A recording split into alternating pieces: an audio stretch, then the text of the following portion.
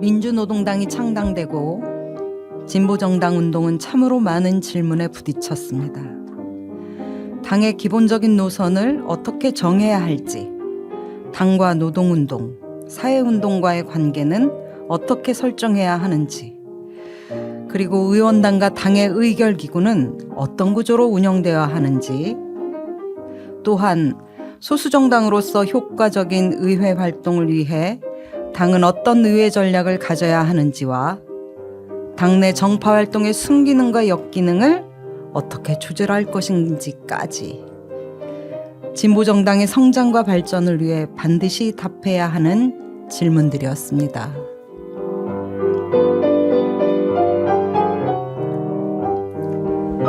지난 30년 가까운 진보정당 운동의 역사에서 우리는 위의 질문은 물론이고 그 외의 숱한 질문에 대해 과연 성공적인 응답과 실천을 했던 것일까를 생각해 봅니다. 새로운 진보 정치의 미래를 고민하고 있는 지금, 영국 노동당이 걸었던 길을 돌아보며 오늘 다시 이런 문제들의 답을 찾아보려고 합니다.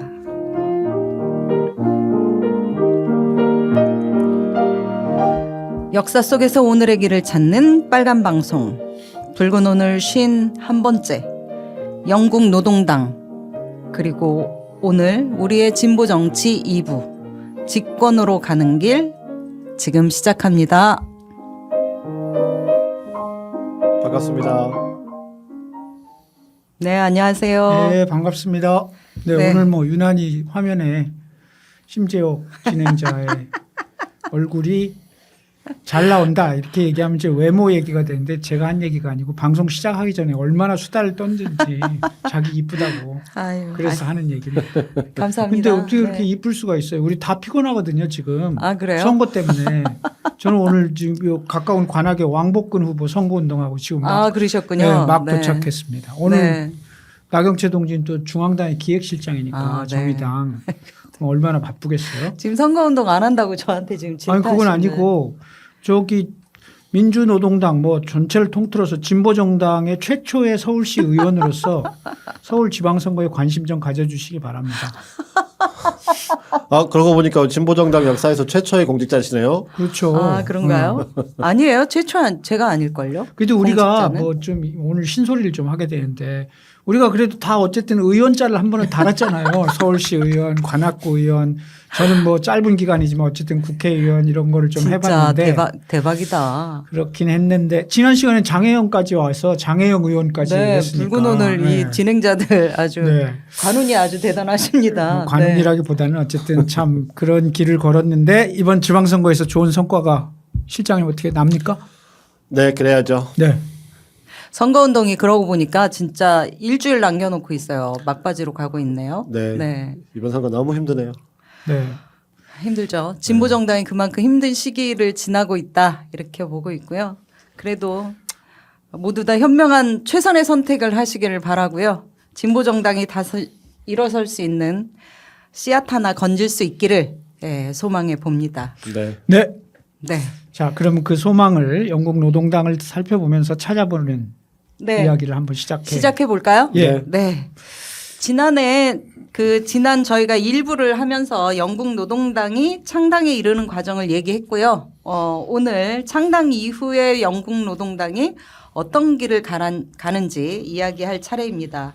근데 지난 창당에 이르는 과정을 보니까 진짜로 저희가 이제 국민승리 20일에서 민주노동당으로 이어지는 우리의 예전 진보정당의 창당 과정과 많이 닮았다는 생각이 들더라고요. 네. 그러니까 이게 사회적인 조건이나 노동운동의 상태도 비슷했고, 그리고 이제 영국 노동당은 23년 만에 집권했는데 이거는 좀 다르죠. 왜 우리는 20여 년 만에 이렇게 추락했는지 그것도 되게 많은 이제 궁금증이 있었고요. 많은 생각을 하게 하는 일부였었습니다. 네.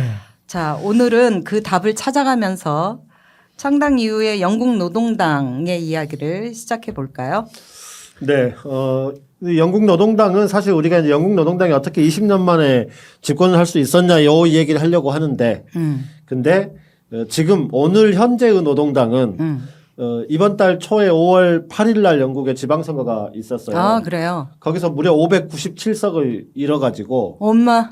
456석을 확보했어요. 어떻게 선거 한 번에 597석이나 진짜 이룰 수 우리랑 있는지 모를 다리가 정도로 달라가지고. 추락을 했고요. 그래서 집권당이긴 한데 이 선거에서는 2당으로 참패를 했고요. 그랬군요. 그래서 사실 영국 노동당도 최근 지방선거에 대참패를 하면서 나락으로 떨어져 있긴 합니다만 어쨌든 창당한 지 23년 만에 집권한 것에 대해서 우리가 얘기를 하고 있으니까 그렇죠. 네. 그걸 전제하고 얘기를 해보겠습니다. 노동자 정치 세력화라고 하는 측면에서나 진보적 독자 정당 혹은 사회주의 정당의 정체성이라는 측면에서 영국 노동당도 많은 한계가 있었지만 어쨌든 1900년 2월 27일 영국의 노동자들과 사회주의자들은 독자적인 노동자 정당을 창당합니다. 처음 명칭은 노동당이 아니었고 노동대표위원회였어요. 그래서 줄여가지고 알파벳으로 LRC라고 부르는데 노동대표위원회라고 하는 명칭으로 출범을 했고요. 당이라는 명칭 대신에 이 이름을 쓴 거는 의회에 노동자 대표를 보내겠다는 의지의 표현이다. 이렇게 지난 시간에 얘기를 했고요. 네. 독자적인 정치 활동에 익숙하지 않은 노동조합을 고려한 명칭이었다. 여기까지 지난번에 얘기를 했었습니다. 네. 노동당이라는 당명을 공식적으로 사용한 것은 그로부터 6년이나 지난 26년부터예요. 아, 네, 그랬군요. 그랬죠. 그러니까 어쨌든 이 LRC의 출범은 이제 앞으로 LRC라는 표현을 쓸 텐데요. 노동대표위원회. 이 LRC의 출범은 역사적 의미를 갖는 사건이었지만 그 앞날은 매우 혼란스럽고 불안정했고 또 그 전망 또한 불확실했습니다. 일단 노동운동이 그동안 계속 뭐 조합주에 머물러 있다가 정치 세력화를 한 것까지는 일단 한 고비를 넘었지만 그러면 만들어진 당은 어떤 이념과 조직 구조를 그쵸. 가져야 하는지 또 구체적인 활동은 어떻게 할 것인지 이런 것들이 명확하게 아직 의견이 모아진 것은 아니었기 때문이죠. 네. 그래서 이제 이런 문제들은 창당대회 때부터 논쟁거리가 됩니다. 그렇죠? 사회민주연맹은 사회주의적 강령을 들고 나왔지만 노동운동을 끌어들이기 위해서는 너무 그렇게 급진적으로 가면 안 된다고 생각한 독립노동당과 TUC 그러니까 영국 노총에 의해서 사회민주연맹의 제안이 거부됩니다. 네. 그래서 논쟁을 하다가 독립노동당의 대표였던 케어 하디가 제출한 수정안이 채택되게 되죠. 그러니까 그것은 노동자 정당을 지향하되 노동을 대표하는 의원을 통해서 즉 의회주의를 통해서 당면 과제 해결을 목표로 한다라고 하는 것이 사회주의적 강령을 제치고 이렇게 정리가 되는 거죠. 그렇게 수정된 게. 구체적으로 그 강령을 한번 보면요. 네. 화면에 나오는데요. 의회 안에 독자적인 노동단체로서 자체의 규율과 합의된 정책을 가지며 당분간 노동자의 직접적 이해에 관계되는 입법을 위하여 어떤 정당과도 협력할 준비가 되어 있어야 하고 또 반면 노동자 이익에 반하는 입법을 반대하기 위해서 마찬가지로 어떤 정당과도 제휴할 수 있어야 한다. 이렇게 이제 네. 정리를 하면서 명확하게 의회 내에서의 현안 문제 해결 이것을 중심으로 출범하게 됩니다. 네. 어쨌든 이제 강령은 이런 정도로 타협을 해서 결정을 했고요. 그런데 이 당을 운영하는 방식, 조직의 체계 이런 것들이 여전히 논란이 계속됐어요. 여러 논란을 거친 끝에 LRC는 결국 조직 형식을 이렇게 정했습니다. 네.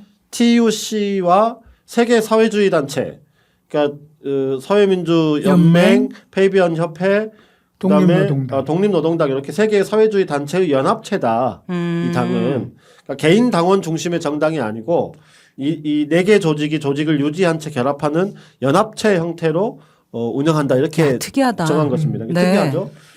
그러니까 단체 회원들이 바로 당원이 되는 구조예요.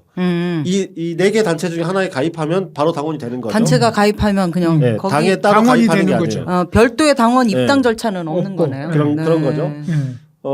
그러니까 TUC의 경우에 한 산별이 TUC에 가입을 하면 아니 당에 가입해요. 당에 LRC에 가입하면. 한 산별이 가입을 결정하면 조합원 모두가 당원이 되는 그러니까. 네, 당원이 되는 이런 구조였고요. 처음 LRC에 가입한 노조는 항만노조와 가스노조 요 두 개밖에 없었어요. 네. 재화공노조, 통합금속노조 이런 노조의 경우에는 LRC 가입 찬반 투표에서 가결이 되긴 했는데 투표율이 6.5% 4% 정도밖에 안 돼가지고 아이고, 그러네. 이건 좀 보류를 했다고 하고요. 직종별 노조 일부가 결합하긴 했지만 당시 영국에서 가장 강력한 노조는 역시 광부 노조였거든요. 또 섬유 노조 이런 데들. 그러니까 20세기 초반에 이렇게 산업의 네. 중심이었던 네. 이런 데 노조들은 아직 참여를 하지 않았고요.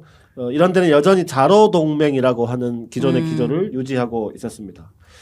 그렇지만 시간이 조금 지나면서 LRC가 점점 다른 직종 노조들이 가입하면서 57만 명 정도 되는 노조원을 당원으로 포괄하는 조직이 되었습니다. 그래도 아직은 전체 조합원의 과반수에 미치지 못했고요. LRC가 아직은 노동운동의 전면적 지지를 받고 있지 못했던 거죠, 초반에는. 노동당은 이렇게 노조 조합원 2만 3천 명의 사회주의 단체 회원을 합쳐가지고 60만 명 정도 되는 당원을 보유한 당원이 되었습니다. 오, 네. 그러니까 이렇게 이제 조직 체계가 꾸려졌으니까, 그러니까 사실 이게 단체 가입이라는 게 자긴 당원 될 의사가 없는데 네. 중앙에 가입하면 그러니까 가입된 그러니까요. 거죠. 네. 근데 조직 체계가 이렇게 꾸려졌기에 의사 결정은 참여 조직들이 하나의 집단으로 투표권을 행사하는 블록 투표제를 시행하게 됩니다. 네. 블록 즉, 투표제. 즉 단체로 가입한 어떤 노조가 LRC의 어떤 안건에 대해서 먼저 노조 내에서 투표를 해서 500대 450으로 찬성 의사를 표시하면 일단 가결된 거잖아요. 그러면 합쳐서 950명 전체 조합원에다가 투표에 참여하지 않았던 조합원까지도 당원이니까. 그래서 950 플러스 알파로 찬성표를 행사하게 된다는 이야. 뜻이에요. 엄청나다. 그러니까 이 제도는 LRC 구성의 90%를 상회하는 노동조합의 영향력이 그러니까 어떻게 되는 거예요? 절대적이 될 절대적인 수밖에 거죠. 없는 거죠. 그런데 노동조합은 이 당에 이 직종별 노조들이 가입한 이유는 뭐예요? 의회에 의원 보내자. 이런 단순한 목표였기 때문에 당이 독자적인 진보정당, 무슨 사회주의 정당, 뭐 이런 이념적인 정당으로 나가는데 한계로 작동하게 되는 거죠. 그러니까 뭐 예를 들면 사회주의로 뭘 합시다 이러면 부결될 수밖에 없는 거죠. 그러니까 그런 측면에서 이게 일종의 한계로 작용을 하게 됩니다. 우리 이제 심재옥 진행자께서도 이런 방식이 되게 특이하다고 하셨는데 네. 이 블록 투표제는 영국 노동당의 상징과 같은 것이었습니다. 오랫동안. 그런데 1993년 전당대회에서 93년 만에 1900년도에 당을 만들었으니까 그렇죠.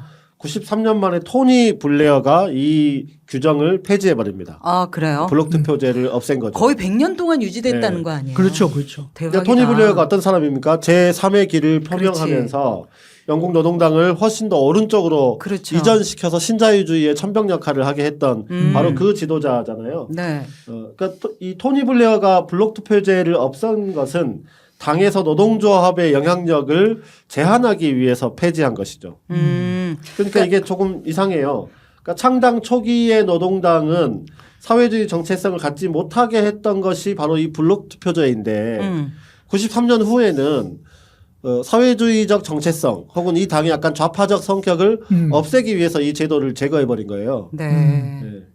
아이러니하네요. 아이러니한 그렇죠. 결과죠. 아이러니하죠. 네. 그러니까 한마디로 창당 당시 영국 노동당은 이렇게 당의 이념적 정체성도 명징하지 못했고 조직 구조도 사개단체가 결합하는 형태의 느슨한 구조였던 거죠. 네. 여기다 노조의 참여를 유도하기 위해서 직종별 노조들이 결의회에서 가입하게 하려면 조합비를 싸게 해줘야 되잖아요. 당비를. 그래서 당비 납부도 최대한 적은 금액으로 만들었기 때문에 당의 재정 상태도 또한 취약했습니다.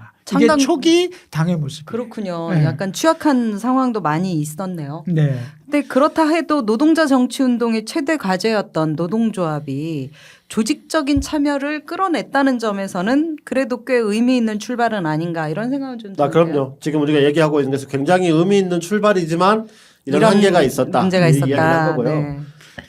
하지만 어쨌든 간에 전체 조직이 참여하고 있지 않았기 때문에 노동운동 전체를 이 노동대표위원회가 대표하고 있었다 이렇게 볼 수는 없었던 거고요. 네. TUC 내에서 최대 노조였던 광부노조와 섬유노조가 자로동맹을 오히려 강화하고 있었기 때문에 이 조직을 끌어들이기 위해서는 당이 노동조합이 원하는 의원을 만들어내는 가시적 성과를 빨리 만들어내야 하는 과제가 있었어요. 그렇죠. 네.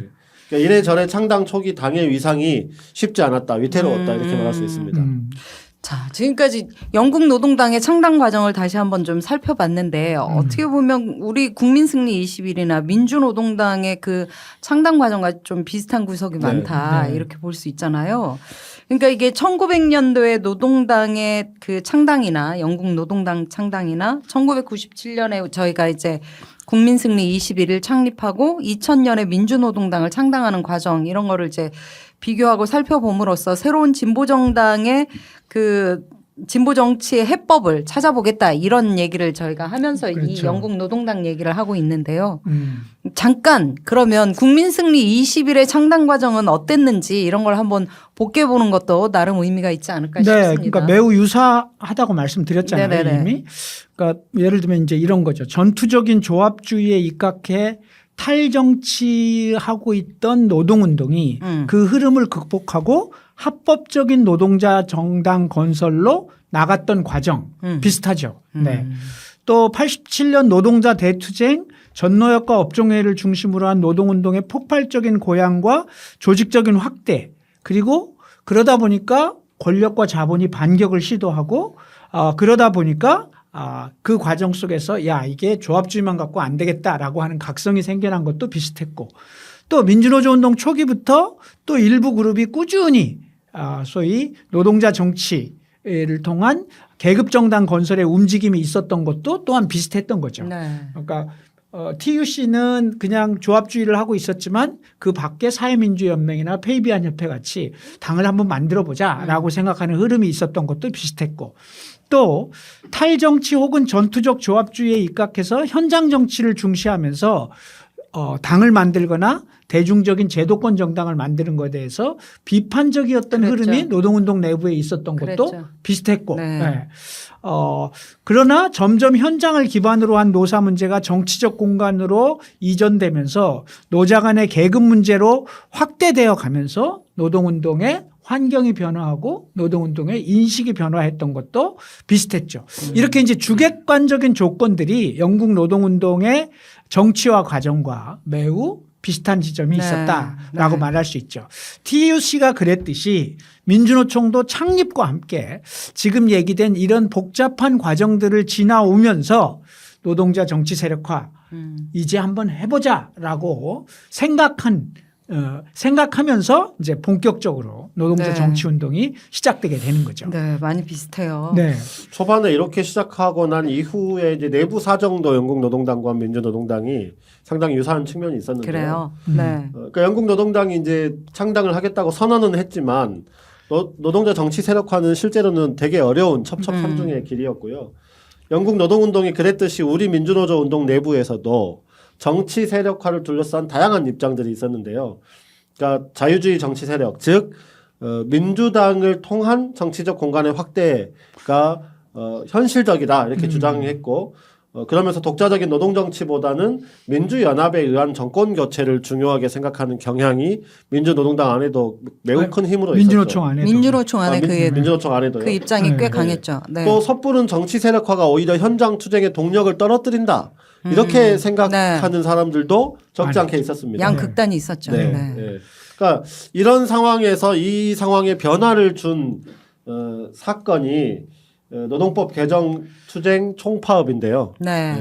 그러니까 이를 통해서 노동자들의 정치 의식이 고양되었고 본격적으로 독자적인 정치 세력화를 추진하는 계기가 되었죠. 그러니까 뒤에 오늘 방송 뒤쪽에 자세히 다룹니다만 영국 노동운동이 1890년대 연이은 노동학법 제정, 또 잇따른 반노동자적 판결, 그리고 노동운동에 대한 전면적인 탄압을 겪으면서 노동자 정치 세력화로 나아갔는데 이게 한국의 상황과도 유사한 측면이 있습니다. 네. 어찌됐든 뭐 한국에서는 결정적인 게 9697 총파업이었잖아요. 그렇죠. 총파업 이후 민주노총이 이제 1997년 3월부터 독자적인 노동자 정치 세력화를 본격적으로 추진하죠. 총파업 투쟁이 끝나자마자. 그러니까 총파업은 열심히 해갖고 이겼는데 결국 모든 결정은 국회에서 하더라. 날치기 통과됐잖아요. 그렇죠. 노동법이. 그래서 네. 투쟁과 함께 정치화하는 것도 중요하겠다라는 네. 판단을 여기서 결정적으로 하게 되죠. 그래서 97년 대통령 선거에서 노동자 후보 권영기를 내세우고 이를 발판으로 노동자 정당을 건설하자. 이렇게 이제 출발을 하게 되는 거죠. 이렇게 해서 1997년 9월에 국민승리 21을 건설하고 이제 그런 것이 지지부진했던 영국의 노동자 정치운동의 활로를 영국 노총이 열었던 것처럼 민주노총도 이렇게 열기 시작하는 거죠. 네. 이전에 한국사회 진보정당 운동이 있었죠. 영국도 있었죠. 근데 그것들이 힘을 못 받았던 것은 노동운동이라는 대중운동의 바깥에서 이루어졌고 이로 인해서 이렇다 할 만한 진전을 이루지 못했는데 드디어 민주노총이 결정함으로써 노동자 정치 세력화와 진보정당 운동의 확실한 미래가 이제 시작이 되는 거죠. 네. 영국의 그 TUC하고 민주노총, 우리의 민주노총이 노동운동의 발전 과정이 정치운동의 필요성을 인식하면서 정치 세력화를 결정했던 그 계기와 배경과 너무나 비슷한 과정이었네요. 그렇죠. 네, 구체적으로 봐도 정말 비슷한 경로를 밟았다고 하는 걸 네. 확인할 수 있는데요. 총연맹이 중심이 돼가지고 진보적인 정치단체들, 사회운동 조직들을 묶어 세우는 과정이 한국에도 있었는데 네. 이것도 사실은 유사한 측면이 있습니다. 네. 민주노총과 함께 국민승리 21을 결성한 3개의 주요 단체가 있었어요. 네. 전국연합, 진보정치연합, 정치연대가 그런 조직인데요. 네. 이게 영국에서는 1900년대 초반에 페이비안 협회, 독립노동당, 사회민주연맹이었다 이렇게 말할 수 있을 것 같습니다. 네. 그러니까 전국연합이 페이비안 협회하고 유사했다라고 볼 수 있을 것 같고 진보정치연합이 독립노동당과 정치연대가 사회민주연맹과 유사했다 이렇게 말을 할 수 있을 것 같아요. 진짜 재밌네요. 물론 딱 이렇게 100% 일치하는 건 아니지만 경향성으로 약간 네, 그렇죠. 비슷하다. 네. 그렇게. 민주노총 내부적으로 부딪힌 도전 또한 비슷했다고 볼 수도 있는데요. 우리가 지금 뭐 평행이론 같은 걸 말을 하는 느낌인데 TUC 내에 노동운동의 독자적 정치운동에 대한 기본 입장이 다양했던 것처럼 민주노총 안에서도 다양한 입장이 있었습니다. 민주노총은 국민승리 21을 통해서 독자적인 정치 세력화를 하자 이렇게 결정을 비록 하기는 했는데 사실 내부적으로 그 결의 수준이 아주 높고 단일하지는 않았어요. 여전히 그 안에는 자유주의 정치 세력과의 정치연합, 그러니까 민주당과 손잡자라고 하는 세력이 네. 있었고, 물론 뭐 비판적 지지 경향이 강했던 거죠, 그분들은. 네. 또 한편으로는 시기상조다. 독자적인 노동자 정당을 만드는 것은 시기상조이기 때문에 현장 투쟁을 여전히 강조하고 강화해야 한다. 이렇게 말하는 흐름이 있었습니다. 그 당시에는 어쨌든 이 흐름을 묶어야 정치 세력화를 그렇죠. 성공적으로 할 수 있는 거죠. 네. 당시 그거를 묶어야 되는 일차적인 책임이 저한테 있었잖아요. 제가 정치위원장이었으니까. 민주노총의 정치위원장. 네. 그러니까 저로서는 이것을 묶으려면 정말 많은 다양한 입장을 가진 여러 사람들하고 이야기를 나누고 소통할 수밖에 없었죠. 비판적 지지와 현장 투쟁이라는 양극단이 존재하는 조건에서 이 간격을 좁혀서 노동자 정치 세력화와 진보정당 운동으로 나가는 것, 이것이 정말 대중조직에게는 결코 만만한 일이 아니잖아요. 그렇죠. 그때는 뭐 하여튼 열심히 했어요. 뭐 열심히 해보자 이런 생각이었는데 지금 돌아서서 생각해 보면 이걸 어떻게 묶어가지고 국민 승리를 만들고 어떻게 권영기를 출마시키고 이랬을까 싶을 정도로 꿈 같은 일이에요. 네. 그렇죠. 근데 하여튼 열심히 했어요. 하여튼 뭐 그래서 그 간격을 좁히면서 국민 승리를 만들었는데 지금 생각하면 그걸 못 만들었으면 노동자 정치 세력화가 가능했을까? 뭐 모르겠어요. 더 세월이 가면 또 다른 계기가 있었을지 모르겠는데 97년 그 시기 네. 매우 중요한 과제일 수밖에 없었다라고는 생각이 들죠. 네. 그때 제가 위원장님이 이제 민주노총 정치위원장하고 동분서주하던 그 시절이 제가 공익노련의 조직부장을 하고 위원장님하고 네. 같이 이제 연맹에서 일을 할 때였는데 사진이 있네요. 그러니까 딱 그때 사진이에요. 예. 지금 양경규 그 위원장, 공익노련 위원장 예, 시절 사진이고 1997년 그 밑에는 사진. 제가 이제 조직부장 예. 사진인데요. 어유 저 진짜 옆에도 이뻤네. 단체로 찍은 사진에 맨 왼쪽에 앉아 있는 분이 심지혁 동지예요. 예. 저는 오른쪽에서 세 번째인가 있네요. 네. 찬란한 시절이네요. 아 진짜 서비스로 보여드리는 거예요. 심지혁 부장이 31~32살 뭐 그때쯤 됐을 때일 겁니다. 기가 막히다. 환갑이 현재 넘으신 심재옥 동지의 30년 전 모습입니다. 아이고 쑥스러워라. 많이 변하지는 않았네요. 제가. 네. 어쨌든 간에 그 서비스로 저희가 이제 사진도 보여드렸는데 어쨌든 그때 이게 두 나라의 진보 정당의 출발이 비슷한 지점도 있지만 사실 따지고 보면 다른 부분도 있잖아요. 아까 이제 말씀하셨던 블록 투표제 같은 경우도 저희 나라에서는 없었잖아요. 네, 없었죠. 그리고 영국 노동당이 노동자를 국회에 보내는 것을 당의 어떤 목표라고 설정했지만 우리 이제 민주노동당 그때 민주노동당은 사회주의의 이상과 원칙을 계승한다라고 하는 것을 강령으로 분명하게 채택을 했었거든요. 그런 이제 최소한 당의 정체성에 대해서는 분명한 모습을 가지고 가는 것 등이 영국 노동당과 네. 우리의 진보 좀 정당이었던 달랐죠. 민주노동당과 많이 다른 지점이기도 하잖아요. 뭐 이제 우리가 얘기를 하다 보니까 비슷한 점이 많다 이렇게 얘기를 하긴 했는데 어떻게 다 똑같겠습니까? 그러니까 다른 지점도 분명히 있었죠. 네. 그러니까 창당 이후 영국 노동당 활동을 이야기하기 전에 민주노동당과 영국의 노동당이 달랐던 점을 한번 짚어볼 필요도 있는 것 같은데요. 첫 번째로 달랐던 지점은 민주노동당 강령에 나타난 이념적 지향이나 당의 정체성이 LRC와는 다른 측면이 있었다고 생각합니다. 네. 그러니까 당의 이념적 지향과 관련해서 민주노동당은 진행자께서 언급하신 대로 강령에 사회주의적 이상과 가치를 실현한다 이것을 목표로 명토 박아놓고 있었다는 거죠. 또 의회 정치를 인정하면서도 당의 일상적인 사회주의 실천을 강조함으로써 사회운동 정당적 이런 노선을 간과하지 않으려고 노력했다고 하는 네. 측면이 있는 것 같아요. 또 민주노동당 당명에서 보듯이 당시 한국 사회 조건으로는 노동당이라고 하는 당명을 채택하는 것은 사실 분단 국가잖아요. 쉽지 않은 일이에요.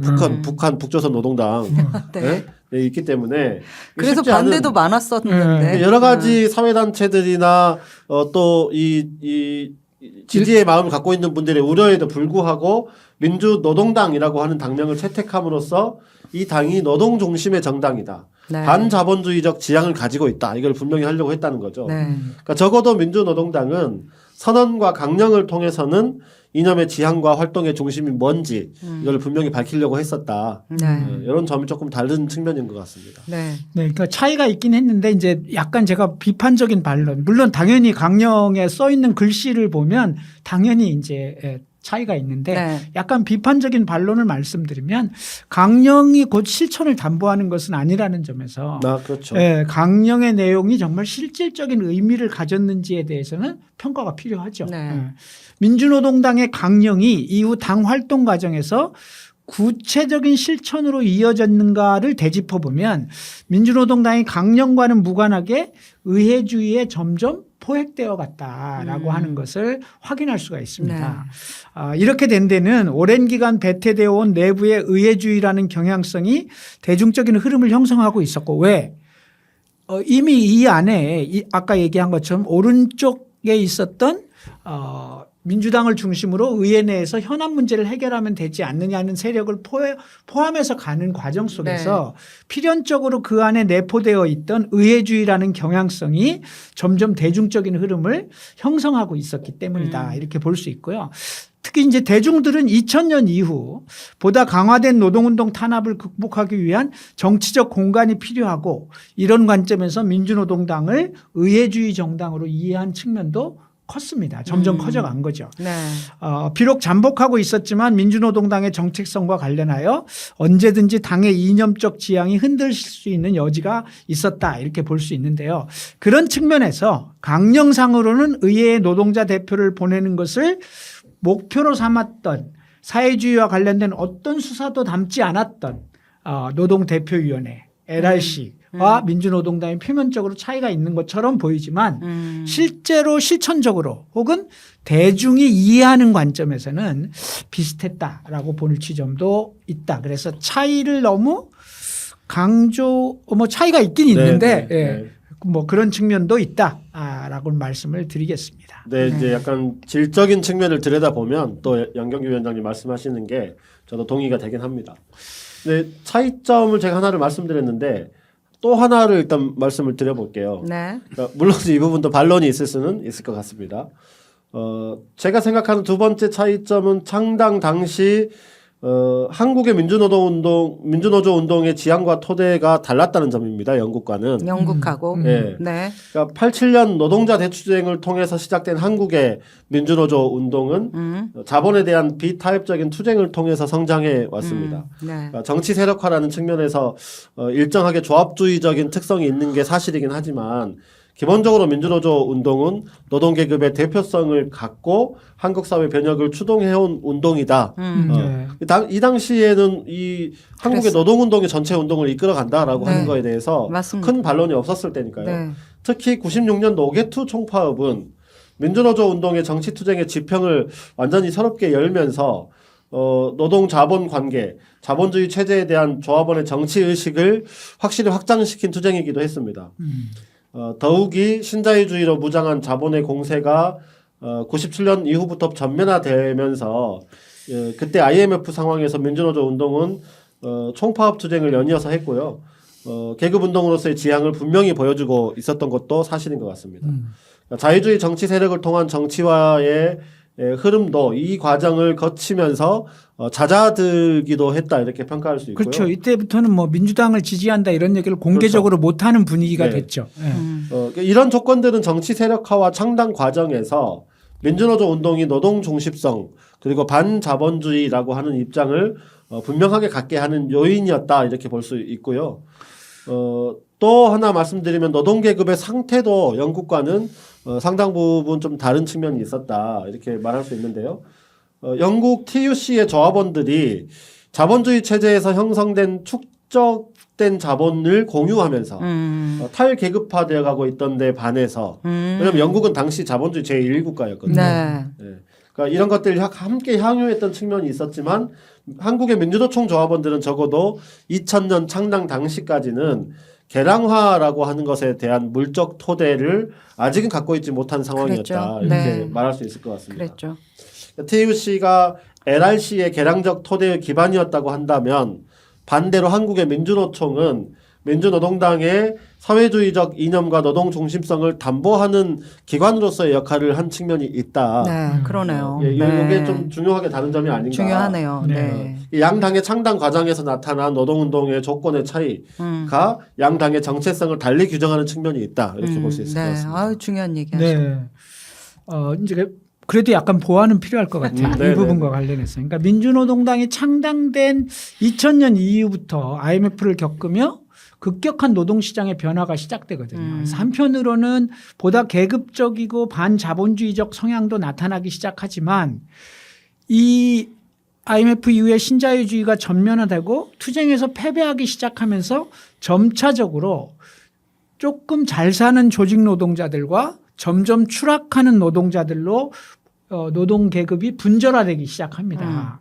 이제 그런 측면에서 IMF 국면에서 진행된 노동위원회가 조직 노동자를 현장 안으로 묶어두고 사회적으로는 비정규직을 양산함으로써 노동 계급의 분절화가 진행되었던 거죠. 이 결과 조직 노동자의 상태는 임금, 근로조건, 고용에서 상대적으로 우위를 확보하게 되고 이러한 계급 상태는 단위 노조의 활동 방식과 방향 변화를 강제하게 됩니다. 이런 측면에서 민주노총이라는 조직이 견지한 운동 원칙과 무관하게 현장 노동자들은 점점 개량화되기 시작하는 거죠. 그러면서 단위 조직의 활동 방식도 변화하기 시작합니다. 그런 측면에서 운동의 상층부가 중심이 돼서 당의 사회주의적 정체성을 끌고 가려고 했던 것, 민주노동당의 이념 무장을 시키려고 했던 것과 무관하게 당의 대중적 토대가 되었던 노동자들, 조합원들의 상태는 이런 이념적 지향과는 점점점 멀어져 가고 있었다. 이렇게 볼 수 있는 측면이 있죠. 이제 그런 측면에서 보면 민주노총의 조합원들의 상태 또한 2000년 중반대로 넘어가면서 TUC 조합원들과 그렇게 달랐다라고 보기는 어렵다. 이렇게 이제 생각도 든다라고 하는 점을 보완하고 싶습니다. 네. 그러니까 어쨌든 나경채 국장님이 그 양 당이 그러니까 영국 노동당과 한국의 민주노동당의 창당 후의 조건이 다른 점이 있다. 이렇게 얘기하고 양경규 위원장님은 그런 차이가 일정 부분 있는 것도 사실이지만 그것이 그 정도의 차이가 크다고 보기는 어렵다. 네, 네. 예, 이렇게 말씀하신 거로 정리할 수 있겠네요. 그러니까 네. 이제 사실 블록 투표제도 마찬가지거든요. 아까 말씀하셨잖아요. 우리는 그런 것도 없고 영국은 있고 그랬지만 이게 정말 실질적인 차이가 있나라고 하는 느낌이 들어요. 왜냐하면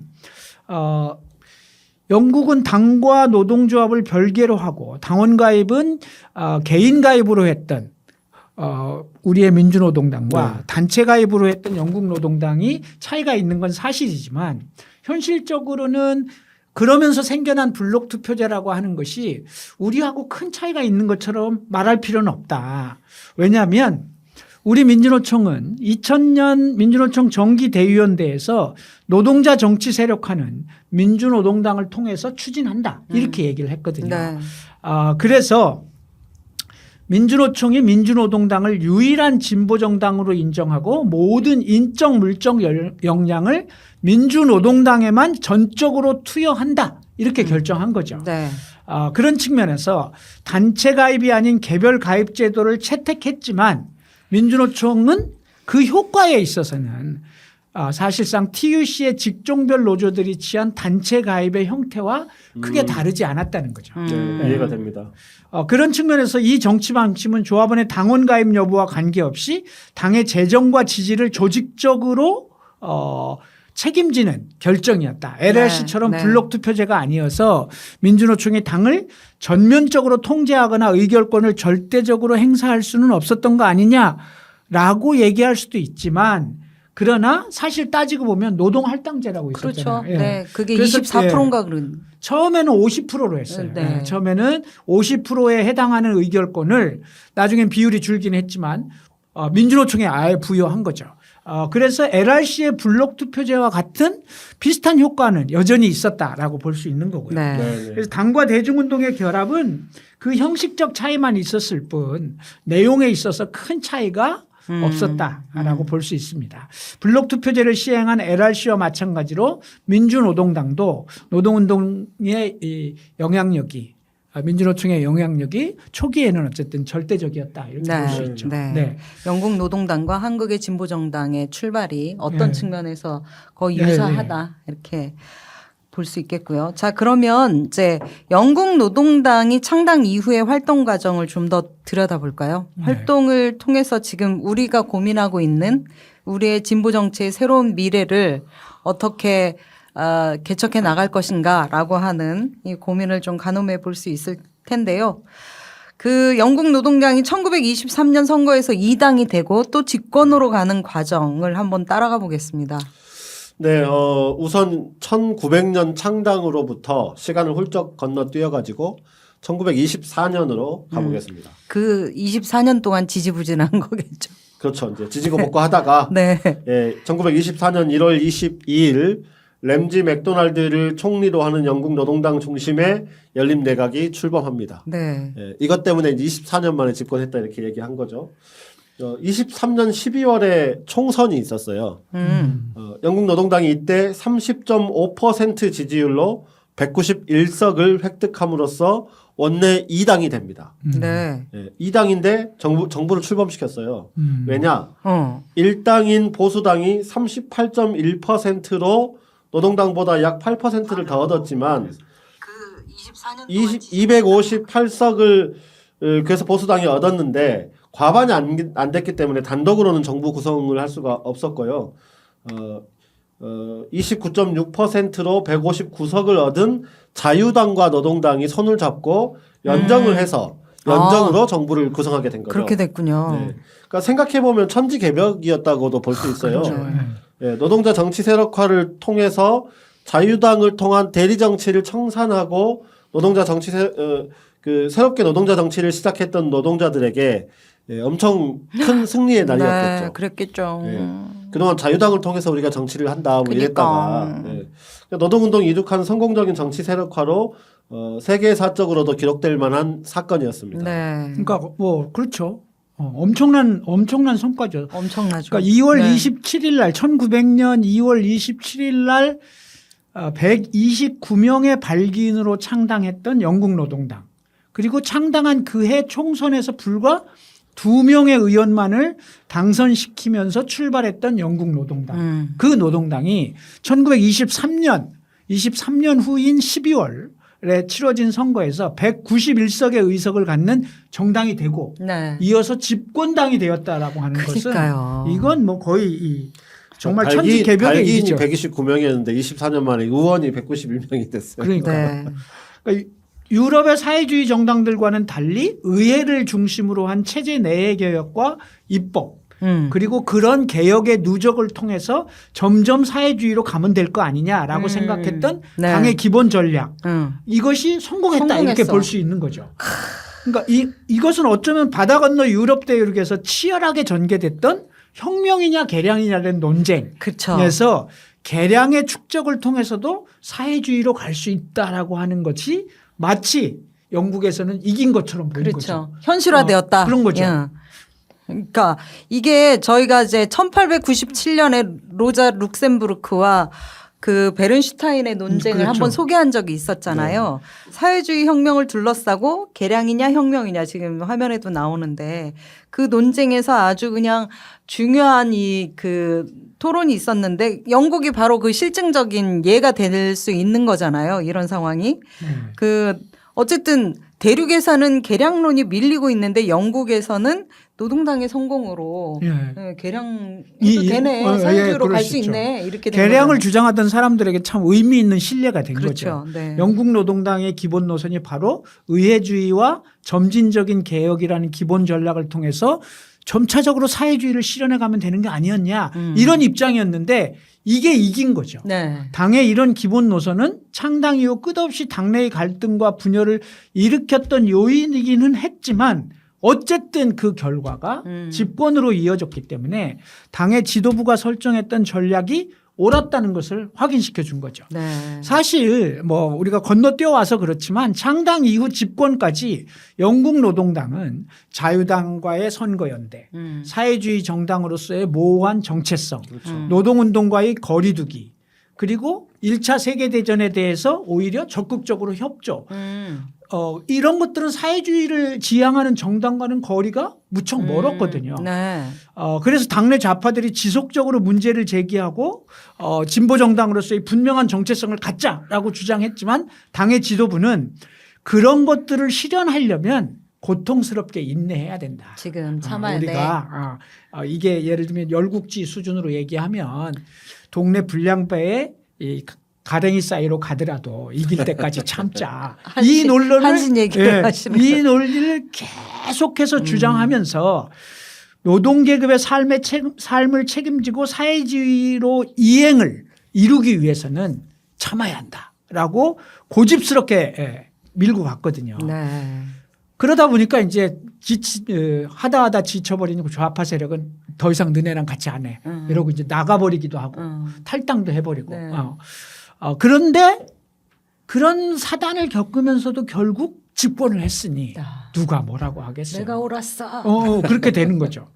그러니까 실제로 당시 영국 노동당의 24년 집권은 영국 노동당의 한 일국의 승리에 그치지 않고 유럽뿐만 아니라 전 세계의 사회주의자들에게 개량을 통한 사회주의가 가능하겠구나라고 하는 인식을 심어준 사건이기도 했습니다. 네. 이게 얼마나 당시에 세계를 흔든 관심거리였는지 네. 식민지 조선에서도 이게 뉴스가 되었다고 합니다. 그래요? 네. 식민지 조선에서 그런 평가를 담은 보도가 있었다고요? 그러니까 개량이냐 혁명이냐 이거는 진짜 전 지구적으로 광범위한 논쟁이었던 모양이에요. 그 그렇죠, 시기에는. 그렇죠. 그 식민지 조선에서는 그 보도가 어떻게 나왔었나요? 그러니까 그 전에 이게 이제 보도가 될 만한 그 뭐랄까 사건? 상업적인 선동적인 이슈가 또 하나 달랐거든요. 아, 그래요? 왜냐하면 노동당 정부가 출범한 게 1924년 1월 24일인데 3일 전인 1월 21일 날 누가 죽어요. 누가 죽었냐? 블라디미르 레닌이 죽습니다. 어머나. 혁명의 상징인 레닌의 어머나. 사망과 개량의 상징인 영국 노동당의 노동당의 집권이. 집권이 3일 차이로 벌어지니까 당연히 개량과 혁명이 역사적으로 비교가 되게 되는 거죠. 이 두 가지 사건이 개량인가 혁명인가라는 논쟁에서 아주 시사적인 의미가 돼버린 거예요. 혁명의 종말 개량의 시작 이렇게 생각할 수도 그렇게 있네요. 읽힐 수도 있겠네요. 이렇게 말하면 어쨌든 좀 비약인 것처럼 보이지만 여하튼 아주 공교로운 역사가 겹쳤던 거죠. 호사가들 그렇게 얘기했을 것 같은데. 말하기 좋아하는 사람들이 굉장히 네. 많은 말을 했을 것 같습니다.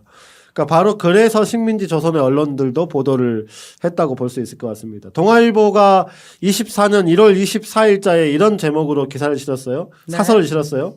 영국 노동당 내각의 출현과 레닌 씨의 죽음, 폭력적 혁명과 입법적 혁명 이런 제목으로 사설을 개량이냐 실었어요. 혁명이냐. 예. 예. 개량이냐 그러니까 혁명. 당시 기사가 레닌 화면에 씨의 사망. 나오는데요. 저기 나와요. 사설을 저기 잘 썼더라고요. 제가 보니까. 네. 한번 읽어보겠습니다. 비록 노동당 내각의 출현이 곧 영국의 사회주의화를 의미하는 것은 아니라 하더라도 3천만 노동자를 대표하는 노동당이 한 번 영국의 통치권을 잡아본 전례를 만든 것은 대서특필할 사실이라 할 것이니 네. 영국민은 이리하야 온건한 입법의 수단으로도 경제혁명을 실현할 수 있다는 신뢰, 새로운 예를 세계에 보이려 하는 것이다. 네. 그런데 맥도날드 내각의 출현이 듣는 동시에 급격과 폭력으로 동양의 목적을 달하려는 레닌 씨의 죽음을 듣는 것을 기이한 대조로 생각하지 아니할 수 없다. 인류의 진화는 점진과 혁명의 양 수단을 번갈아 사용하였다. 점진이 불가능하고 또 기다릴 수 없다고 생각하는 때에 원기 있는 인민은 혁명의 수단을 취하였다. 혁명은 진화의 시간을 단축하고 진화의 방향을 전화하는 효력이 있는 까닭이다. 어머나. 세계는 인민의 상태를 따라 혹 노소아식으로 러시아식으로 혹은 영국식으로 조만간 이것을 완성하고 말 것이다. 와. 나름 명문이에요. 그러네요. 네. 이게 이제 혁명의 의미와 나름의 개량의 의미를 다 이게 그렇죠. 논하고 있어요. 1920년대 조선에서 레닌의 혁명론과 개량의 문제를 대비해서 이런 기사가 실렸다는 게 정말 놀랍네요. 근데 이제 시대적 조건으로 보면 놀랍기도 하지만 사실 크게 또 놀랄 일이 아닌 게 당시 1920년대 조선은 어떤 사회였냐? 네. 사회주의가 일종의 시대의 코드였거든요. 지식인들에게 사회주의는 그리고 청년들에게 사회주의는 누구나 한 번쯤 관심을 가져야 하고 알아야 하는 하나의 사조, 유행 이런 것이었어요. 그걸 모르면 이건 그러니까 좀 시대에 뒤떨어진 청년이 되는 거죠. 당시 일제는 1919년 3.1운동 이후에 통치 방식을 무단 통치에서 문화 통치로 기조를 바꾸면서 어느 정도 그런 흐름, 사회주의 흐름을 용인하고 있었던 거죠. 네. 조선공산당 창당이 1925년이잖아요. 이 네. 기사가 나온 게 1924년이고 이때는 온갖 사회주의 단체가 그러니까 1924년 이때는 온갖 사회주의 단체가 음으로 양으로 활발하게 활동하던 시기였고 언론사 안에도 사회주의 활동가들이 득식을 하던 때였던 네. 거죠. 네. 그러니까 이때가 뭐 그 20대 때 청년일 때 사회주의자가 아니면 뭐 피가 끓지 않는 것이고 그렇죠. 나이 먹어서도 사회주의자면 철없는 것이다. 이런 말이 있을 때가 이때 아닙니까? 네. 그런 거죠. 그러니까 일본 내에서도 이제 식민지는 그렇다 치고 일본 내에서도 사회주의의 흐름을 이때는 일본 정부가 용인하고 있었을 때거든요. 네. 그런 측면에서 이런 기사나 이런 것들이 자유스럽게 그랬군요. 나왔던 네. 그런 시대였다라고 보시면 될 겁니다. 그래도 이렇게 개량이냐 혁명이냐 이런 얘기를 어쨌든 식민지 조선의 신문에서 다뤘다는 게 신기하고 재밌네요. 네. 네. 자, 그런데 이제 화제를 좀 바꿔가지고 제가 이제 이 대목에서 두 가지의 이 질문을 좀 드리고 싶어요. 하나는 말씀하신 대로 영국 노동당이 창당 이후에 그 노선과 활동 방향을 매일 그 싸우면서 갈등을 하고 있었는데 어떻게 이렇게 당이 약화되지 않고 성장을 하고 집권까지 이르렀을까? 진짜 이게 개량의 누적을 통한 전략의 승리냐? 이런 생각이 좀 들고 진짜 그 전략이 승리한 거 맞아? 이런 민주노동당은 이거 싸워갖고 망했잖아요. 따지고 보면. 근데 얘네 이렇게 싸우고도 집권했다니까. 그러니까 그 까닭이 뭔가 이런 게 그렇죠. 하나가 있고요. 또 하나는 그 과정에서 이제 조금만 참어 우리가 좀 힘이 세지고 발언력이 커지면 분명하게 사회주의 노선을 천명할 거야. 이러면서 이제 인내심을 가지고 밀고 왔던 그 노선 있잖아요. 의회주의 노선. 근데 이제 마침내 집권했다면 영국 노동당은 이제부터 확실한 사회주의적 관점으로 돌아서는가 그리고 그 관점으로 새로운 영국을 만들기 위한 정치를 해나갔는가 이게 이제 두 가지 궁금한 점이 있다. 네, 이 네. 질문입니다. 아주 중요한 질문이죠. 네, 네. 날카롭습니다. 아니, 본인이 질문해놓고 날카롭다고. 자, 그 질문을 좀 네. 해주시는데요. 지금 저희가 잠깐 쉴까요? 네, 네. 아, 50분 했네요. 답변을 좀 네. 쉬는 동안 잘 준비하시고요. 저희가 이제 51분인데요. 9시에 다시 돌아오겠습니다.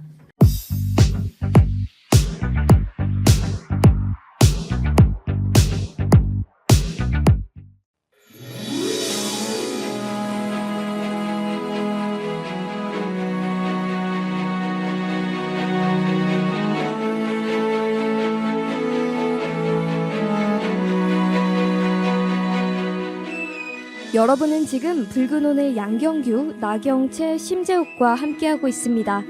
역사 속에서 오늘의 길을 찾습니다. 붉은 오늘.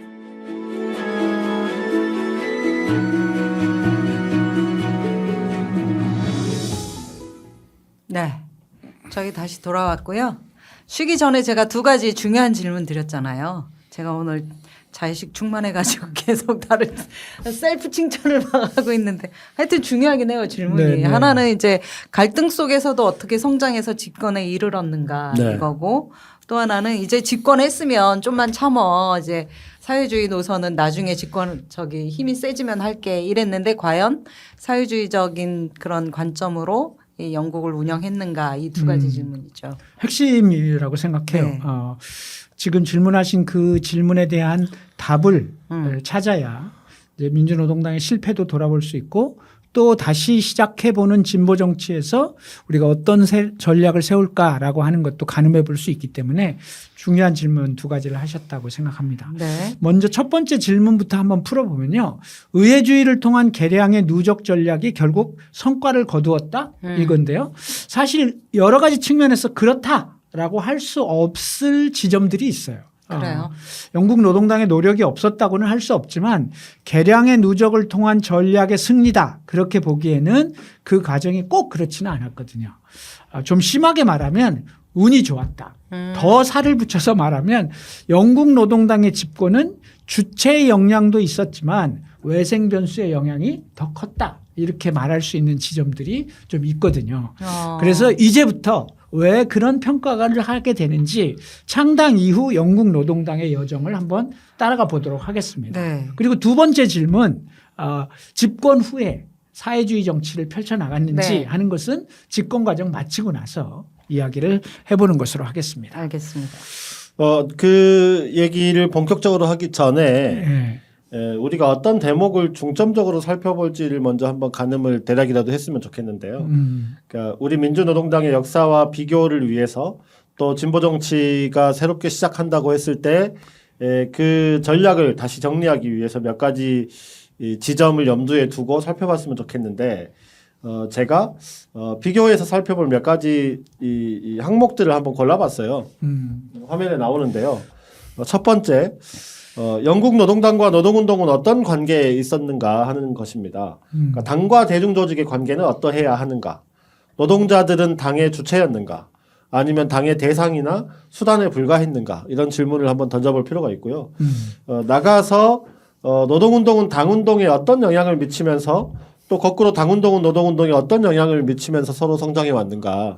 이런 질문을 던져볼 필요가 있는 것 같습니다. 그러니까 이런 얘기들을 앞으로 살펴볼 거에서 좀 머릿속에 네. 두고 좀 살펴보자. 그러니까 우리가 먼저 규정할 필요는 없긴 하지만 민주노동당은 대체로 대리주의에 대한 평가가 좀 있는 편이었어요. 네.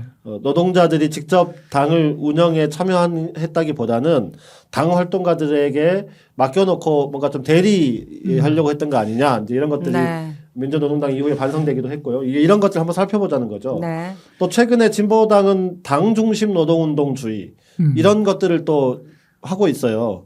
여기에 대한 평가 같은 것도 한번 진보당. 진보당. 지금의 진보당이. 네. 네, 그래서 이제 당이 민주노총을 운영하는 방식으로 이렇게 좀 하고 있어서 무리를 일으키기도 하는데 이런 점에 대한 평가가 좀 필요하다는 측면에서 1번 질문을 한번 던져볼 필요가 있는 것 같고요. 네. 아유. 2번 질문은 영국 노동당 의원단과 당 조직의 관계는 어떠했는가? 네. 의원들이 주도하면서 당내 민주주의를 해치는 일은 혹시 없었는가라고 하는 질문입니다. 이것도 우리도 상당히 이것도 좀, 뭐 민주노동당에서도 이런 것과 관련된 논쟁을 비근하게 찾아볼 수 있고요. 또 최근에 영국 노동당에서 제러미 코빈이 전 당대표인데 제명됐잖아요. 반유대주의를 했다 이렇게 해가지고 제명이 됐는데 이 제명된 코빈과 노동당을 탈당한 자라 술타나 의원이 노동당 바깥에서 3지대 좌파 정당을 만든다고 만든 게 유어파티라고 한 당신들의 정당이라고 하는 당인데 이 초기에 이 유어파티 안에서 두 당의 주도권 다툼이 좀 심했어요. 그러니까 갑자기 여기서 제3지대에서 일반 당원들, 활동가 당원들이 주축이 돼가지고 제3세력으로서 아우어 파티, 이 당은 우리 당이야, 의원들이 당이 아니고 이런 아우어 파티 일종의 정파죠. 이게 등장하면서 의원들 니네 조용히 있어 라고 했던 흐름이 있거든요. 자, 이런 것들도 한번 영국 노동당의 이 두 번째 질문과 재밌네요. 연동해서 한번 살펴볼 필요가 있는 것 같습니다. 민주노동당 시절에도 의원들 너네 당이 결정하면 무조건 따라야 돼 이렇게 얘기를 하지만 의원들은 또 거꾸로 너네가 뭔데 의회는 우리가 직접 하는 거잖아 막 이런 비슷한 논쟁들이 있었죠. 그렇죠. 뭐 평당원 운동 이런 게 민주노동당에도 있었어요. 그것도 있고 이게 네. 당직공직 분리 그렇죠. 정책도 네. 있고. 비슷한 얘기죠. 어쨌든 그런 게 두 번째 질문이고요. 세 번째, 진보정당, 사회주의를 지향하는 정당의 의회 전략은 무엇이냐? 의회주의에 빠지지 않기 위해 어떤 노력이 필요하냐? 이런 겁니다. 그러니까 여기에 대해서 이런 말을 한번 붙여볼 수 있을 것 같아요. 그러니까 진짜 사회 변화를 위해서 링 위에 우리가 오른다고 하면, 오른다고 했을 때 내가 오른손잡이라고 해서 왼손을 묶어놓고 권투를 하지는 않잖아요. 내가 비록 오른손잡이지만 왼손도 필요하면 쓴단 말이죠. 그거 어디서 읽은 거 지금 얘기하는 거 아니에요? 멋있는데. 근데 우리는 어떤 시기에 우리는 의회주의를 해야 되니까 왼손을 묶어둬야 돼 라고 말하거나 나는 왼손잡이니까 오른손을 묶어둘 거야 라고 하지는 않았는가라고 하는 것과 관련된 질문입니다. 아, 네. 네, 그래서 아우, 그런 중요하네요. 질문이다. 네. 마지막 네 번째, 네. 노동당 내부의 분파 형성과 이들 사이의 투쟁의 과정은 어땠는가? 분파 투쟁의 결과 분당까지 벌어지는데 이게 당운동과 노동운동에 미친 영향은 어떠했는지를 냉정하게 한번 봐보자는 건데요. 그러니까 영국에서 사회민주연맹, 페이비언협회, 독립노동당 등 분파가 없었다면 영국 노동당 창당이 가능했겠는가? 민주노동당도 마찬가지예요.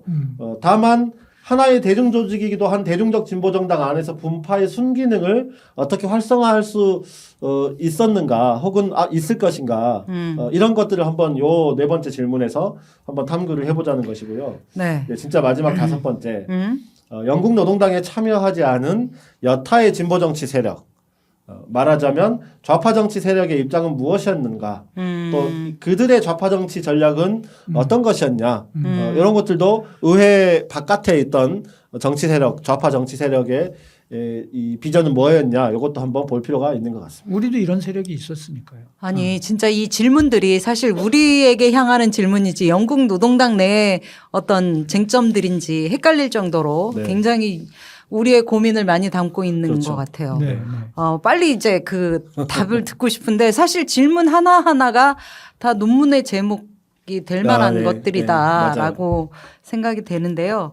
어쨌든 이쯤 되면 칭찬해줘야죠. 본인도 질문 칭찬했으면 이제 나경채 아니 우리 나경채 국장님은 너무나 이 유려한 그 단어도 많이 쓰시고 유식하시기 그렇죠, 때문에 그렇죠. 제가 이런 정도의 질문은 나올 거라고 예상은 그렇죠. 우리가 좀 따라가기 했습니다. 힘든 네, 분이시죠. 그렇죠. 네. 왜 그러실까요? 얼른 넘어갑시다. 어쨌든 간에 이게 이제 이런 고민들이 창당 이후에 영국 노동당의 여정에서 이게 많이 드러난다는 거고 사실은 그걸 통해서 우리의 이야기를 한번 반면교사로 한번 보자 이런 얘기인데요. 자, 궁금하네요. 그럼 이제. 한번 들어가 볼까요? 네네. 그러니까 창당할 당시에 LRC, 뭐 이제 노동당의 전신 이름인데요. LRC는 이념적 정체성도 분명하지 못하고 조직 구조도 느슨하다고 말씀드렸는데요. 또 이제 뭐 재정도 얘기했지만 노조의 참여를 유도하기 위해 노조원 1000명당 10실링이라는 아주 낮은 가입비를 책정했기 때문에 당의 재정 상태 또한 허약하기 짝이 없었습니다. TUC와 페이비안협회, 독립노동당, 사회민주연맹 등의 단체 연합 형태였던지라 조직적 결합력도 취약했고 중앙당의 지도력도 미약한 상태였죠. 네. 그러니까 당의 기본적인 토대는 조직적 결의에 의해 참여한 TUC 산하의 직종별 노동조합과 그 구성원인 조합원들이 다수였던 거죠. 그러나 위에서 언급한 것처럼 노동조합의 조직적 결합이나 LRC에 대한 관심은 TUC와 직종별 노동조합의 지도부의 의지와는 다르게 무척 낮은 상태였다. 이게 어쨌든 당과 노동조합의 관계를 이제 설명에 들어가기 위해서 첫 번째로 기본적인 배경을 말씀을 드리고 시작할까 합니다. 네. 네, 그리고 또 한 가지 지적할 점은 이념적으로도 이 내부에 상당한 편차가 존재하고 있었다고 하는 점인데요. 이념적 통일성의 부재, 이것은 당의 혼란을 예고하는 것입니다. 노동 대표를 의회에 진출시키는 것이 최대 목표였기 때문에 특별한 이념 지향이 없었는데요. 창당 1년 후 당의 이념적 정체성을 만들기 위해서 사회주의적 강령이 제출되긴 합니다만 압도적인 표차로 부결되고 맙니다. 최대 조직인 노동조합의 반대가 가장 컸는데요. 노동조합들은 노동자의 현안 문제 해결이 노동당 LRC의 우선이었기 때문에 당의 사회주의적 지향에 대해서는 거부감이 일반적으로 있었다 이렇게 볼 수 있고요. 노동조합을 통해서 대중적 토대를 확장하는 것에 대해 골몰했던 당 지도부 또한 사회주의적 강령을 채택하는 데 매우 부담스러워했고 반대했다. 이렇게 되자 당의 정체성에 대해서 시종일관 문제를 제기해왔던 좌파 그룹인 사회민주연맹은 1년 만에, 그러니까 1901년에 LRC를 탈퇴하고 맙니다. 조직 기반도 이념도 취약한 조건에서 23년 후에 집권하는 노동당의 창당 당시의 모습은 이렇게 취약한 상태였던 것이죠. 그렇죠. 그러니까 의석수라도 늘려야지 이런 취약한 상태를 벗어날 수 있잖아요. 그리고 노동자들에게도 어떤 그 정치의 효능감을 주기 위한 정치 현안도 이제 좀 해결하고 이렇게 절대적으로 필요한 과제 이게 사실은 의석수를 늘리는 이게 좀 필요했을 텐데 사실 우리 민주노동당도 창당 첫 해에 선거가 있었지만 그 당선자를 내지 못해가지고 네, 2000년 총선. 네. 그렇죠. 그래서 많이 좀 지연된 측면도 있잖아요. 그렇긴 하지만 네. 2002년에 심재옥이라고 하는 서울시 의원이 당선이 돼서 그래도 이제 활동을 하게 되긴 하죠. 네, 감사합니다. 어쨌든 뭐 영국 노동당도 아예 당선자가 없었던 것은 아니지만 성과가 매우 취약했습니다. 창당했던 1900년 말에 LRC가 첫 선거를 맞이하게 네. 되는데요. 이때 이 선거에서는 보호 전쟁이 국가 현안의 최대 쟁점이었기 때문에 총선은 국수주의와 애국주의의 열풍이 선거 전반을 장악하는 데 치러집니다. 네, 보호전쟁 보호 우리가 전쟁이 아프리카 뭐예요? 얘기할 때 했잖아요. 네. 영국이 남아공의 그 아프리카의 남쪽에서 전쟁을 치렀던 트란스발 공화국과 오렌지 자유국가 벌인 전쟁. 그러니까 어떤 나라가 전쟁이 벌어지면 애국주의적 발언을 하는 게 중요하지 노동자의 삶이 어떻고 사회주의가 어떻고 하면 표가 나올 리가 없잖아요. 네. 가서 쓸어버린다고 해요. 네, 그러니까 애국주의 열풍이 선거 전반을 장악한 가운데서 고전할 수밖에 없었어요. 그래서 자유당은 물론이고 LRC 내에서도 이 전쟁을 어떻게 해야 되냐 이 국가의 문제니까 그 찬반 논쟁을 하고 당론이 분열되고 이런 최악의 선거를 치러낼 수밖에 없었고 당연히 보수당의 압승으로 끝날 수밖에 없는 선거였던 거죠. 이게 2000년 첫 선거였습니다. 1900년 첫 선거였습니다. 그 첫 선거에서 결국 단 2석만을 얻게 된 거죠. 물론 이 참패가 꼭 이런 정치적인 상황 때문만은 아니었습니다. 선거를 치를 만한 역량이 안 됐던 거죠. 129명으로 발기인을 해서 당을 만들고 그해 연말에 선거를 치르는 조건에서 총 670명의 의원을 뽑는 선거에 LRC는 불과 15명만이 후보로 출마를 했으니 네. 얼마나 네. 당세가 약했는지를 확인할 수 있죠. 네. 그리고 노동운동은 LRC가 우리의 당이다. 민주노동당은 그래도 출범하자마자 노동자들이 저 우리 당이야 라고 하는 게 좀 맞아요. 있었던 네네. 반면 네. LRC는 그것마저도 없었던 거죠. 네. 그런 조건에서 선거 결과 독립노동당의 케어 하디 그리고 철도노조 위원장 출신인 리처드 벨 두 명만이 당선이 됩니다. 그중에 그나마 리처드 벨은 후에 LRC를 바로 탈퇴합니다. 당선되고 아이고, 나서. 네. 그렇군요. 아니 이런 상태면 제대로 이 노동당이 뿌리를 내릴 수 있을까 LRC가 네. 걱정인데요. LRC가. 예. LRC. 오늘 왜 그러시지? 아니 진짜 오늘 네. 듣다 보니까 LRC네. 제 발음이 그랬습니까? 네. 아 참네. LRC. 자 발음을 잘 조심해서 어쨌든 근데 이제 이렇게 허약한 상태로 네. 계속 가면 걱정인 거잖아요. 그래도 민주노동당은 초기에 어려운 점은 있었지만 그래도 최대 조직이었던 민주노총의 전면적인 결합과 지원이라고 하는 무기가 있었던 거잖아요. 근데 여기 LRC는 진짜 그런 것도 없고 그렇죠. 가진 것이 너무 없어가지고 좀 앞날이 캄캄한 상황이에요. 네, 이제 뭐 터널 같은 어둠밖에 안 보이는 것처럼 보였는데 네. 이 상황을 변화시킬 수 있는 계기가 찾아옵니다. 그래요. 아까 앞서 양 위원장님이 운이 좋았다고. 운이 좋았다, 뭐 외생 변수 이런 얘기를 했는데 그 외생 변수 운이라고 하는 게 뭐 꼭 100% 운만은 아니겠지만 어쨌든 그렇게도 볼 수 있는 상황이 생긴 거죠. 네. 주체 역량이라기보다는 어려울 때마다 영국 노동당이 상황을 돌파할 수 있는 어떤 계기들이 요 시기에 운 좋게 있기도 했다. 이제 이런 의미로 봐주시면 될 것 같은데요.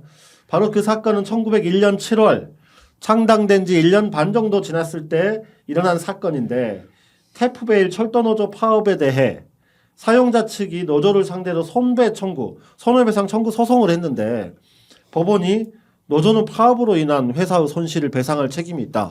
야, 이렇게 판결을 한 거예요. 이때 이런 손해배상 청구가 있었네요. 네. 아이고 역사와 전통을 자랑하는 노조 탄압법입니다. 그러네요. 근데 이제 노조가 회사에게 손해를 끼치려고 파업을 하는 법인데. 그렇죠. 우린 2000년대에도 네. 있었잖아요. 그걸 배상하라고 하니까 이게 참네, 노동운동을 어이가 없다. 근본적으로 부정하는 거 아니겠습니까? 그렇죠. 노동운동 자체를 위협하는 판결이 나와버린 거죠. 네. 그러니까 이 TUC를 중심으로 한 영국의 노동운동은 충격적인 이런 판결을 접하면서 정말 이제 큰일이 난 거죠. 노동 문제가 사업장만의 문제가 아니라 정치적 사안이 된 거고 이것이 노동과 자본 계급 간의 문제다라고 하는 것을 뼈아프게 절감하게 되는 사건입니다. 네. 노동운동의 현안 문제 해결을 위해서는 노동운동의 정치화에 동의하지 않을 도리가 없는 거죠. LRC 결성이 함께하기는 했지만 그때까지 LRC에 대해서 전면적인 결합을 안 하고 있었던 다른 직종별 노조들이 이 테프베일 판결 이후에 노동자 정치 세력화에 적극적으로 나서기 시작합니다. 그러니까 이 테프베일 판결은 노동자 정치 세력화의 어떤 질적인 측면에서 결정적 계기가 됐다. 네. 이렇게 볼 수 있죠. 이게 마치 민주노총이 사실은 이제 노동자 정치에 대한 지향을 담고는 있었지만 96년, 97년도에 노동법 총파업 그때 이제 노게투 그렇죠. 파업이라고 했잖아요. 그 파업을 겪고 나서 날치기 통과되고 막 이런 걸 겪으면서 실제로 정치의식이 막 밑바닥에서부터 올라오고 노동자 정치 세력화가 있지 않고는 안 된다 이런 각성이 있었고 그리고 나서는 이제 국민승리 20일 그리고 97년도에 그 권영길 위원장님이 대선에 그렇죠. 출마하시게 되는 어떤 그런 배경하고 그렇죠. 거의 유사하다 이렇게 볼 수 있겠네요. 그러니까요. 이제 그렇게 돼서 테프바일 판결 이후 LRC는 이런 상황을 10분 활용하면서 조직 강화에 본격적으로 나서기 시작합니다. 네. 의회를 통해서 노동운동의 현안을 해결하는 것 이것이 노동운동의 유일한 대안이다. 당을 만들어야 한다. 네. 이런 논리를 가지고 노동조합들을 가입시키기 위해 적극적으로 나선 거죠. 그러니까 당을 만들어야 한다가 아니라 만들어진 당에 빨리 들어와서 힘을 보태라. 네. 이렇게 이제 LRC는 적극적으로 나서게 된 거죠. 위기의식을 느끼고 있던 영국의 노동조합들이 호응하면서 놀라운 조직 확대가 정말 짧은 기간에 급격하게 이루어집니다. 네. 1901년 7월에 테프베일 판결 이후에 그해 남은 6개월 동안 10만 명의 조합원들이 추가로 가입했고 1903년에는 판결 전에 2배에 해당하는 85만 명의 조합원이 우와. LRC의 당원이 됩니다. 기계노조와 섬유노조 같은 대규모 노조도 이때 가입을 합니다. 이제 TUC 소속 노조 중 대규모 노조로서 LRC에 가입하지 않은 노조는 딱 하나 가장 큰 노조였던 광부노조 하나 남아 있었습니다. 이제 다 정리가 되긴 된 거죠. 네, 이제 이렇게 조직화가 확대되었는데 여전히 빈 구석은 있었습니다. 조직 확대가 노동운동의 현안 과제인 테프 베일 판결을 의회 권력을 통해 뒤집자라고 하는 배경에서 나온 것이니만큼 LRC 안에서 의회주의적 경향은 오히려 더욱 강화된 강화됐죠. 거죠. 네. LRC는 여전히 새로운 사회 변혁의 담지자도 아니고 또 사회주의라는 이념적 정체성도 갖고 있지 못한 상황에서 계속 진행이 된 건데요. 당이 급진적이지 않아야 노동자를 끌어들일 수 있다 이렇게 LRC는 본 거죠. 네. 사회주의 강령 부결을 이유로 사회민주연맹이 탈당했다고 얘기를 드렸는데 네. 그러자 당 주류는 차라리 잘 됐다. 저것들 있으면 계속 사회주의 하자고 이렇게 했을 텐데 이런 입장까지 가졌습니다. 그래서 LRC는 이 기조를 계속 이어간 것이죠. 적어도 노동계급의 대중적 토대를 확보했다는 점에서 망망대해에서 태풍을 만나 흔들리던 쪽배와 같았던 이 LRC가 이제는 제법 자신의 백기를 찾아간 것처럼 보였던 것이죠. 그렇지만 이런 이념적 한계는 그 이후에 두고두고 당의 진로를 계속해서 갈팡질팡하게 만드는 요인이 됩니다. 네. 이 한계가 어떤 문제를 낳게 되는지 당시를 회고했던 한 노동당 당원의 말이 기록으로 남아있는데 제가 한번 읽어보겠습니다. 일단 계급 전쟁을 인정하면 우린 곧바로 정치적 산업적 투쟁 전술에 어느 정도 헌신해야 한다. 노동계급이 자유를 염원하고 압제자들에 대항하는 피억압 계급으로 여겨지는 한은 우리도 진화가 아니라 혁명이라는 정책에 헌신해야 한다. 그러나 계급 전쟁을 부정하면 당연히 타협의 정치, 개혁의 정치, 이해와 연합의 정치를 추구하게 될 것이다. 이런 평가를 한 했군요. 노동당원의 네. 회고입니다.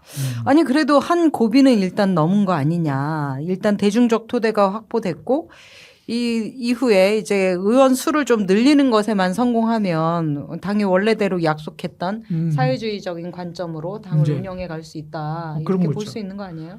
근데 이제 그건 좀 두고 보자고요. 이제 의석이 늘어나면 진짜 그렇게 했는지는 네. 나중에 보는 것으로 하고 어쨌든 고비를 넘기면서 당은 연합체의 한계를 극복하기 위한 조직구조 개편에 나섭니다. LRC는 1903년 2월 달에 뉴캐슬 전당대회에서 뉴캐슬 선언이라는 것을 발표하고 느슨한 당 조직을 강화하고 독립성을 유지하기 위한 조치를 취하게 되는데요. 그때 뉴캐슬 선언에서 했던 첫 번째 당의 간부들과 의원들에게 그동안 허용되었던 기존의 보수당이나 자유당과의 개별적인 협력과 연대를 금지시킵니다.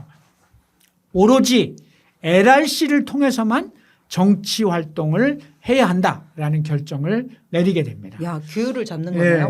예. 두 번째로 중앙당 차원에서 의회 기금을 만들어서 선거 활동을 지원할 토대를 만들고 이를 통해서 돈줄을 쥐고 의원들에 대해서 중앙당의 개입과 지도를 가능하게 만들어 버렸습니다.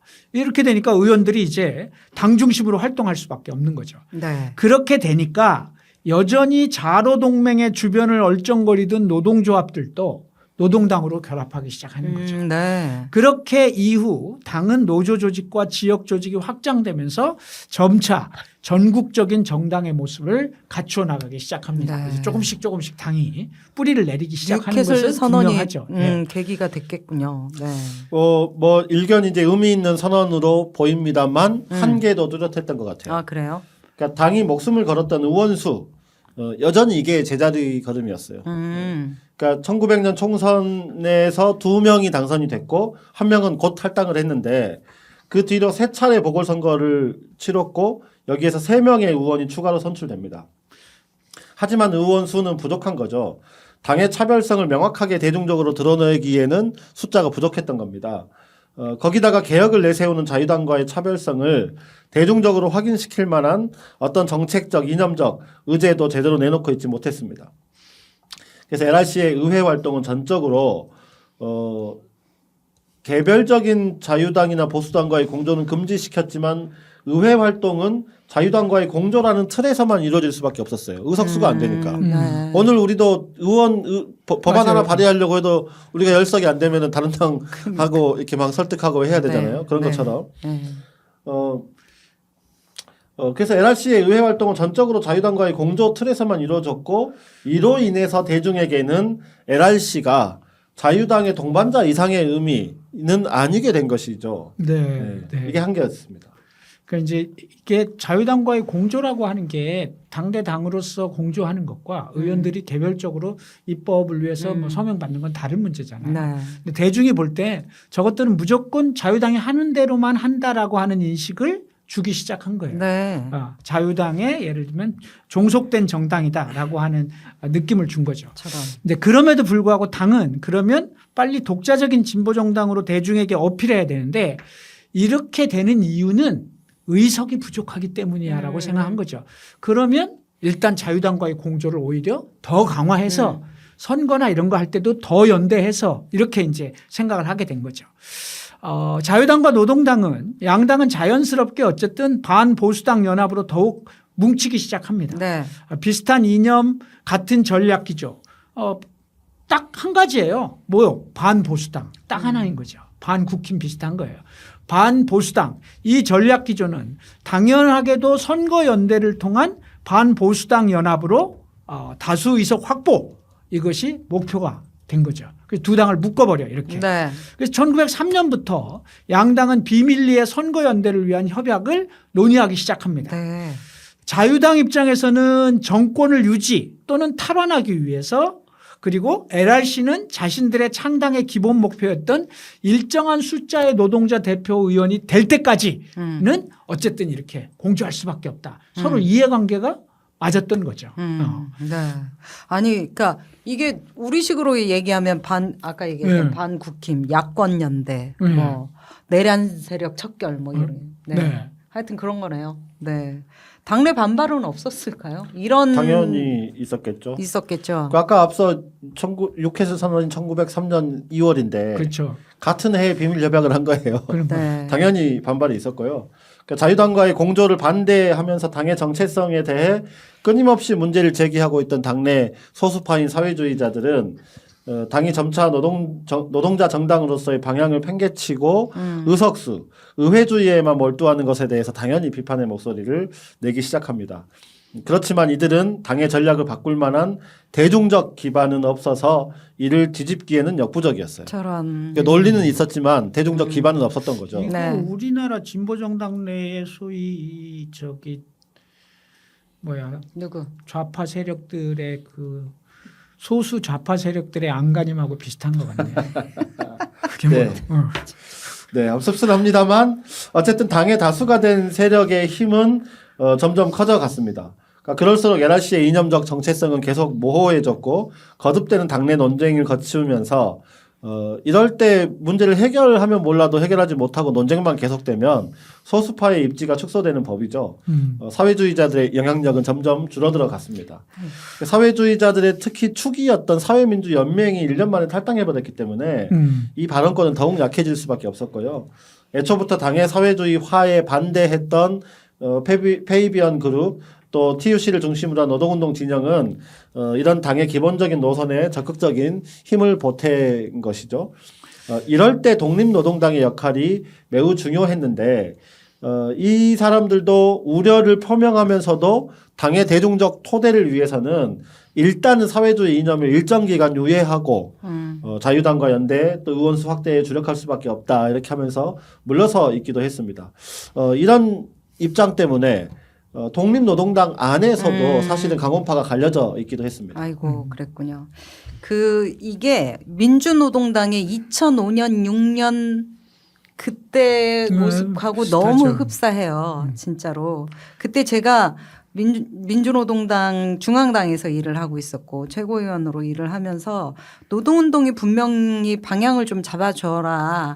그리고 당에 적극적으로 개입을 해야 된다라고 울면서 호소했으나 그 당시에 노동운동은 적극적으로 개입을 하지 않았어요. 노동운동 또한 사실은 생존에 뭐 그렇기도 하지만 있었죠. 당시 노동운동 당은 너네가 하고 우리도 바빠 이런 게 좀 컸죠. 하여튼 그 민주노동당을 창당하는데 큰 역할을 했지만 당의 운영에 있어서 적극적 개입을 하지 않으면서 네.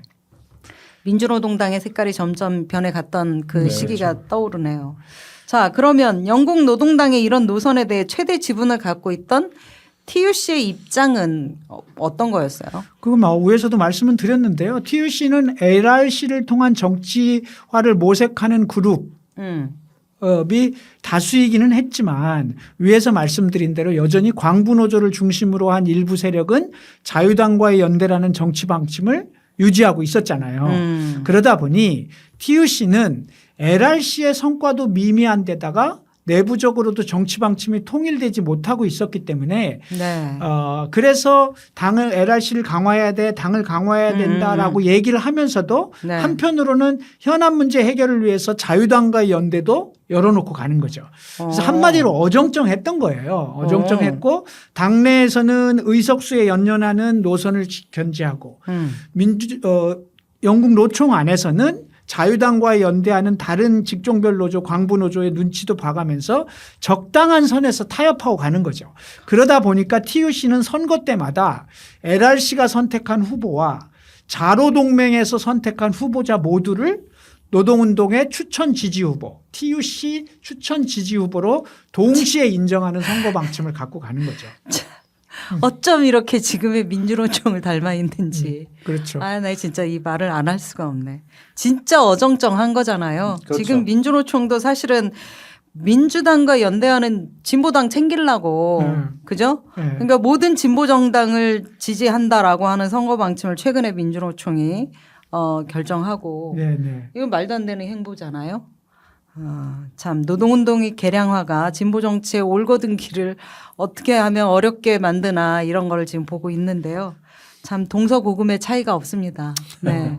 민주노총 이야기를 하니 참 씁쓸한데요. 저 화면에 지금 진짜 민주노총 얘기하니 화가 민주노총 나는데. 정치 방침이 이제 어떻게 변했는지 보여주는 표가 나오는데요. 네.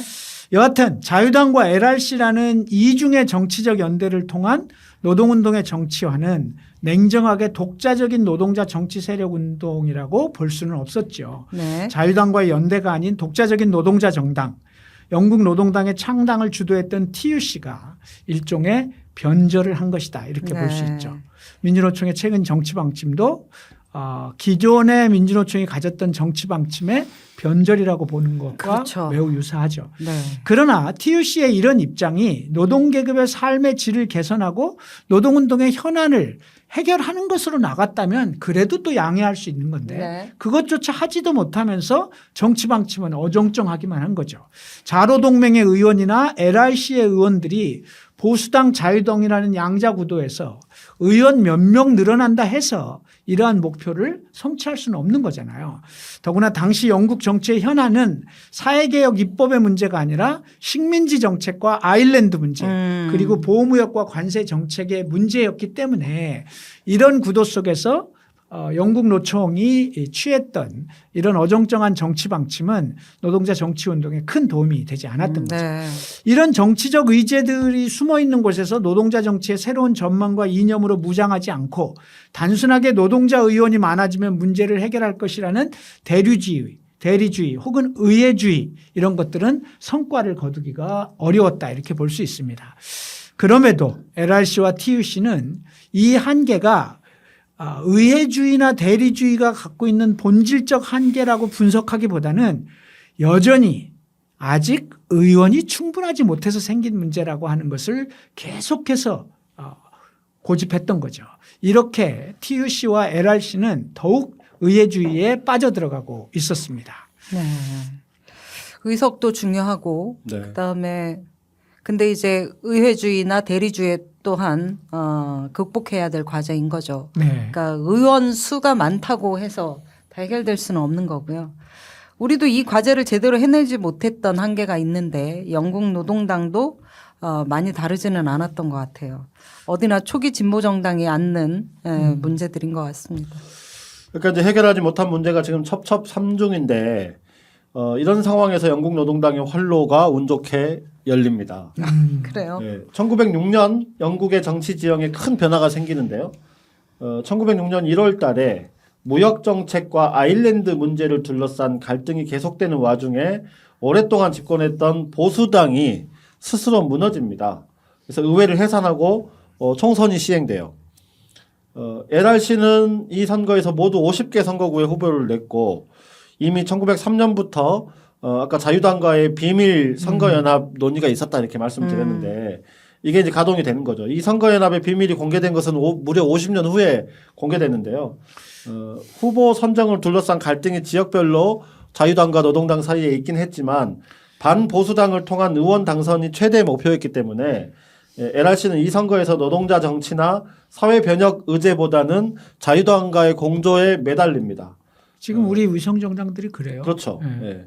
LRC는 당이 급진적인 모습으로 비추는 것을 계속 경계하면서 오로지 노동자들의 이익을 위해 노동자 의원이 필요하다는 점 그리고 선거연합을 통해서 보수당의 집권을 막는 것, 거학의 집권을 막는 것이 중요하다는 점을 강조하면서 선거에 임합니다. 네. 우리 진보정당 운동에서도 참 이게 굉장히 큰 화두고 뼈아픈 지점이잖아요. 그러니까 이게 이제 정의당의 지금 모습을 보면 민주당과도 공조했었어야 하지 않는가 하는 그래가지고 그때. 한석이라도 받았어야 되는 거 그렇죠. 아닌가. 지난 총선 때 사실은 그 진보당을 비롯해서 위성정당 네. 딱 이런 의식이었잖아요. 네. 그렇게 해서 의석을 얻고 뭐 사실 이제 지금 정의당을 비롯한 진보정당들은 의석이 없고 그때 위성정당의 길을 선택했던 정당들은 버젓이 국회 안에서 활동하면서 막 성장의 모습을 보이기도 하고 그러면서 이게 지금 진보 정치에 뭔가 이 입지가 계속 줄어들고 있는 상태인데 그러면 이제 정의당도 눈 한번 질끈 감고 위성정당 제안을 받았어야 했나 하는 생각을 저는 그때 진짜 들 때가 했거든요. 있죠. 들 네. 때가 있죠. 그럼요. 질끈. 네, 아니, 그러니까 그게 안 네, 돼가지고. 진짜 가슴에 칼을 꽂듯이 이렇게. 네. 이제 답답하죠. 답답하니까 이제 그런 생각이 들 수도 있다고 생각하는데요. 이제 그렇다 해도 뭐 진심으로 또 그렇게 했어야 된다라고 생각하는 것은 아닌 걸 알고 있고요. 그런데 일단 한번 보시죠.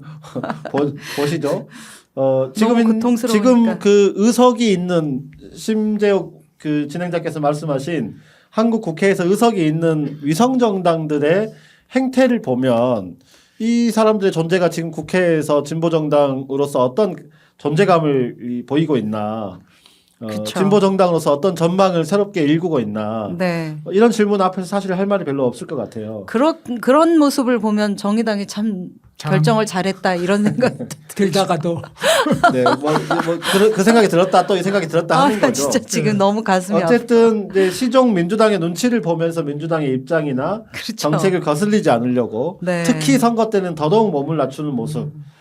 이건 민주당의 그늘에서 어떻게 한석을 가질까 하는 심기관리 정치를 하고 있습니다. 이렇게 하면서 어떻게 진보 정치의 미래를 만들 수 있겠나라고 하는 생각이 드는 거고요. 맞습니다. 그리고 이제 영국 노동당의 자유당 연대와 우리의 민주당 위성정당 문제는 정치적 종속이라고 하는 측면에서는 사실 비교할 수가 없을 만큼 한쪽이 기울어져 있는 거죠. 그러니까 이게 일정하게 뭐 우리식으로 얘기하면 민주당과 선거연대가 필요하면 후보 단일화를 하고 뭐 이런 것들을 일정하게 할 수는 있다고 봐요. 그걸 뭐 전면적으로 무시할 수는 없다고 봐요. 제도권 안에서. 근데 지금의 위성정당이라고 하는 문제와 그걸 비교할 수 없을 정도로 종속의 정도의 차이가 너무 큰 거죠. 사실. 네. 어쨌든 이제 그런 과정을 거치면서 잠시의 실리를 위해서 진보 정치를 벌인 영국 노동당의 이후 행보에 대해서는 우리가 나중에 확인하겠지만 이것이 갖는 위험성을 잊어서는 안 된다 이렇게 먼저 얘기를 할 수 있을 것 같고 장기적으로 어렵지만 독자적 진보 정치의 길을 꾸준히 열어가야 한다 이렇게 생각을 하는데요. 물론 쉽지 않은 길이긴 하죠. 어쨌든 너무 쉽지 않죠. 두 분 이제 심재욱 진행자 그리고 나경채 사무국장님 모두 진보 정치에 대한 그 절절한 마음 때문에 의석이 하나도 없는 현재 진보정당을 보면서 이렇게 저렇게 말씀을 하셨는데요. 넘어가고요. 1906년 총선 결과를 한번 보시죠. 화면에 네. 나오고 있는데요. 보수당의 대패와 자유당의 집권 그리고 LRC의 약진으로 나타났습니다. 자유당은 총 397석을 얻었습니다. 압도적인 과반수였습니다. 그러네요. LRC는 50명의 후보 중 29명이 당선돼서 6년 전 겨우 2명의 의원이었던 것에 비하면 비약적인 성장. 그럼요. 네. 자유당과 LRC의 승리는 분명하게 반보수당 선거연합의 성과였다라고 볼 수 있습니다. 네. LRC와 자유당, 보수당이 모두 출마한 18개 선거구 중에서는 어떻게 될 거였어요? 셋이 다 나간 데서는 보수당이 18개 중에 12개를 먹습니다. 그러니까 자유당과 LRC가 연대하지 않으면 낙선했다는 뜻이잖아요. 네. 따지고 보면. 네. 그러니까 거꾸로 뒤집어 말하면 자유당과 LRC의 선거연합의 위력을 반증하는 것이다. 이렇게 볼 수 있는 거죠. 어쨌든 이런 성과를 바탕으로 이후 선거에서도 자유당과 LRC의 선거연합은 계속됩니다. 한편 TUC, 영국 노총은 광부노조와 자유당이 연대한 자로동맹의 노동자 의원들도 25명이 당선되었기 네. 때문에 결과적으로 노동자 의원이 몇 명? 54명이 됐습니다. 야. LRC와 그다음에 자로동맹 의원 둘이 합치면 54명이 된 거죠. 이제 이 정도면 본색을 드러내야죠. 우리는 의원 수만 높아지면 새끼들 확 해버릴 거야라고 계속 얘기했으니까 의원 수를 늘려 노동계급의 문제를 해결하고자 했던 목표가 어느 정도 이루어지고 있는 거죠. 네. 그렇다면 과연 의석수 증가가 영국 노동당에게 새로운 전망을, 새로운 비전과 정책을 만드는 기회로 작동했을까요? 그랬겠죠. 예. 왜냐하면 그랬으니까 그를 발판으로 집권까지 점점 어. 세력을 확대하고 성장해 간 것 아니었을까요? 그다음에 이제 뭐 사회주의 정당으로 전망을 일단 유보하고 의석수를 늘리자 이렇게 했으니까 일단 그 전략은 성공했다고 볼 수 있는 것 아닌가요? 네, 이제 그랬는지 한번 보기로 하고 얘기를 해보시죠. 여하튼 1906년 총선은 노동운동의 정치화가 일정하게 성과를 거두고 LRC가 명실상부하게 영국 정치의 하나의 세력으로 그렇죠. 등장한 계기가 되었다 이렇게 네. 평가할 수밖에 없습니다. 29명이 당선됐는데 이 의원들은 이때부터 당명을 LRC가 아니라 노동당 레이버 파티라고 하는 이름으로 자신을 대표하기 오. 시작했습니다. 네. 그리고 초대 당대표로 케어 하디를 선출을 했고요. 의회주의를 지향하는 노동당에서 의원이라는 신분이 당보다 위에 있는 권력이 되기 시작했어요. 이제 이때부터. 아 그래요. 어떤 의사결정 기구보다도 의원단의 권한이 가장 강력한 힘을 갖게 되었어요. 그러니까 이런 경우는 종종 있잖아요. 우리도 최고 의사결정 기구는 당대회인데 그 당 대의원들이 결정한 사항을 의원단들이 실질적으로 무력화시키거나 이런 경우가 생기기 시작한 거고요. 당대회 결정도 의원단 앞에서는 무력했고 당의 집행위원회도 의원들이 그 집행위원회를 구성하게 되면서 장악을 했고요. 당내 민주주의라고 하는 것은 점차 힘을 잃기 시작합니다. 당원과 의원의 분리 현상이 이때부터 본격적으로 나타나기 시작합니다.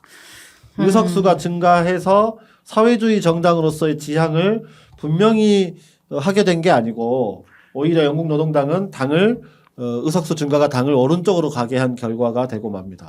그랬군요. 아니 그래도 입법을 통해서 노동자의 이익 증진 그리고 일정한 정도의 사회개혁이라는 목표가 그래도 노동당의 핵심 목표였으니까 어느 정도 성과를 낸 거 아닌가 싶네요. 성과를 내죠. 그런 당연히 거죠. 그건 성과를 네. 내죠. 이제 집권 자유당과 공조를 통해서 영국 노동당은 1906년 이후 사회개혁법을 일정하게 제정하는데 성과를 이루게 됩니다. 네. 학교급식법, 오. 근로자 보상법, 어허. 그다음에 테프베일 판결 때문에 노동운동이 엄청나게 실망했는데 그걸 원상회복시키는 노동쟁의법, 그다음에 최저임금을 규정한 산업부법 이런 제정의 성과를 거두기도 했습니다. 이야. 노동운동은 뭐였어요? 의회를 통해서 우리의 현안 문제를 해결해야 된다라고 하는 게 목표였는데 이런 것들이 제정되는 것을 보면서 노동조합들이 또 적극적으로 결합하기 시작합니다. 네.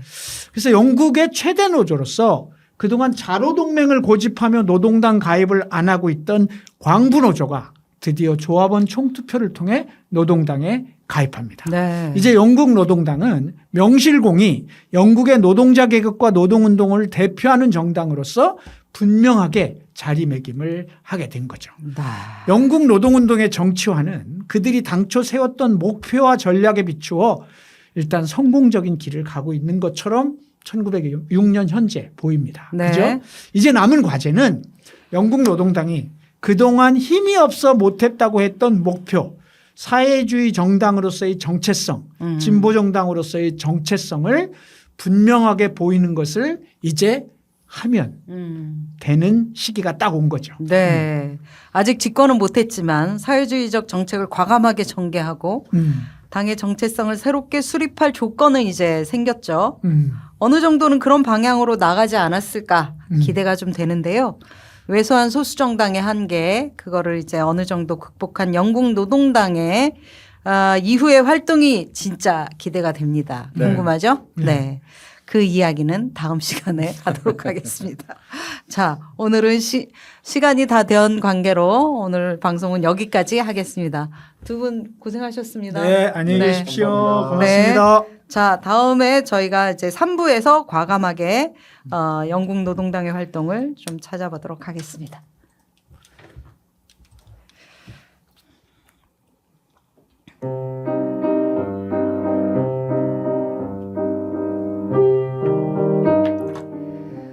새 세상을 꿈꾸는 자만이 새 세상의 주인이 된다.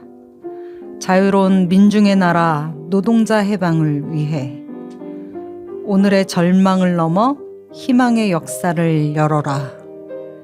아, 민주노동당이여, 이제는 전진이다.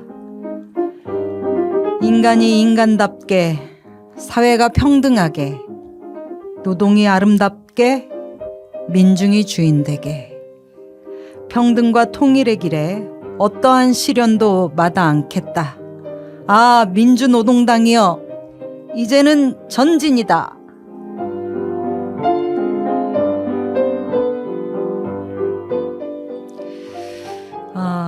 너무나 가슴을 저리게 했던 민주노동당가의 가사입니다. 인간이 인간답게, 사회가 평등하게, 노동이 아름답게, 민중이 주인되게. 그런 날이 올 것으로 믿습니다. 오늘 민주노동당가 엔딩곡으로 오랜만에 듣겠습니다. 다음 시간에 뵙겠습니다.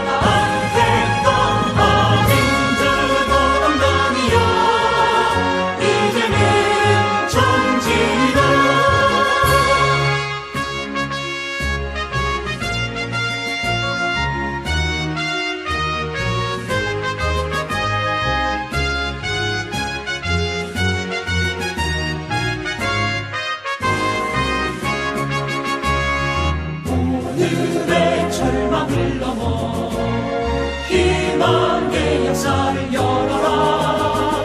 아, 민주노동당이여, 이제는 전진이다. 인간이 인간답게, 사회가 평등하게, 노동이